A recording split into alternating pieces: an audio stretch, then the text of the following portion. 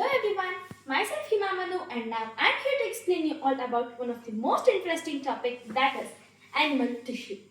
Since we have discussed about the plant tissue, now let us know what is animal tissue. Yes, animal tissues are the tissues that are present in animals like we humans. And there are majorly four types in animal tissue, that is epithelial tissue, connective tissue, muscular tissue and nervous tissue. Firstly, let's look at epithelial tissue. Epithelial tissues are the tissues that forms the outer covering layer of the body and it lines the internal organs such as stomach, intestine, etc. Then, what is its functions? Yes, epithelial tissues protects the organs such as stomach or the intestines, etc. and it also reduces the water loss or the loss of water. Then it avoids the injury or the damage to the body. The other type of the animal tissue is the connective tissue. There are majorly two types of the connective tissue. Connective tissues are the tissues that connects the whole body. Majorly there are two types, that is blood and the bone. Firstly, let us talk about the blood. Yes, blood is red in color due to the presence of a red pigment called hemoglobin, and this blood contains four components, that is RBC, WBC, platelets and plasma. Firstly, RBC. RBCs are red in color due to the presence of hemoglobin and it is also called as red blood cells. WBC. It is called as white blood cells. It fights against the infected materials or the foreign bodies. Then the platelets. It is helpful for the clotting of the blood and it contains fibrogen which is helpful for clotting of the blood or blood clotting. And the plasma is pale yellow substance that contains all these RBC, WBC and platelets. So this is plasma. These are the components of the blood. This blood connects the whole body by transporting oxygen and required minerals and the materials for the different parts of the body. And this blood is fluid in nature because of the presence of the matrix, that is fluid and jelly-like substance in the blood. The other type of the connective tissue is the bone. Yes, this bone is hard and rigid and solid. It connects the whole body from head to toe and supports the body. Then this bone contains matrix which is made up of calcium and phosphorus which gives the bone more strength, support and rigidity. And only blood and bone are not only the types of connective tissue. There are other three types of connective tissue. They are cartilage, tendons and ligaments. Firstly, cartilage. It is the soft bone that provides flexibility and cushioning. So, these cartilage are present in ear or the nose bone, etc. And the tendons connects the muscle to bone, whereas ligaments connects bone to bone. These are the types of connective tissue. And the next type of the animal tissue is the muscular tissue. Yes, muscular tissues are the muscle tissues.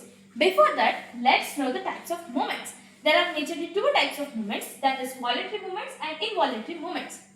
Firstly, voluntary movements. Voluntary movements are the movements that occurs with our conscious control. For example, walking or running, then jumping, sitting, eating or drinking, etc. These are the examples voluntary movements. And the involuntary movements are the movements that occurs without our conscious control. For example, breathing or respiration or digestion, etc. These are the example of involuntary movements. These are the two types of movements. And coming back to the muscular tissue, there are majorly three types of muscular tissue. That is skeletal muscles, smooth muscles and last is cardiac muscles. Here, skeletal muscles is helpful for the voluntary movements and smooth and cardiac muscles is helpful for involuntary movements. Firstly, the skeletal muscles. Skeletal muscles are the muscles that are attached to the skeleton or the bone which is helpful for the movements like walking or jumping, etc. And the smooth and cardiac muscles. Firstly, the smooth muscles. Yes, these smooth muscles helpful for the voluntary movements and these are present or found in the inner lining of the internal organs. For example, in the stomach or the intestine, and it helps the materials to pass or move through it. And the next is the cardiac muscle. It also helpful for the involuntary movements and these cardiac muscles are only found in the heart which helps the heart to move or function tirelessly and continuously. And this is the type of muscular tissue. And the final and the last but not the least, it is the main tissue, that is the nervous tissue. Nervous tissues are the tissues which is also the type of the animal tissue that controls the actions or the functions of all the other tissue. It is the nervous tissue. And the cells of these nervous tissue are called as nerve cells or the neurons. Neurons are specialized cells that receive, process and transmit the messages. There are three main parts in the nervous tissue, that is cell body, dendrites and axon. Here is the picture of neurons. Firstly, this is the cell body and this is the nucleus. These are the dendrites. And this is the axon and these are the axon terminals. Firstly, the cell body. Yes, this cell body controls the activity of a whole cell and the dendrites receives the message from the other neuron, whereas the nucleus processes the message and the axon, it will carry the message and finally the axon terminal will transmit the message to the other neurons. So this is how the neurons or the nerve cell works in the nervous tissue. So this was all about the animal tissue. Hope you all have understood about the animal tissue. Thank you for your precious time. Wishing you a great day ahead.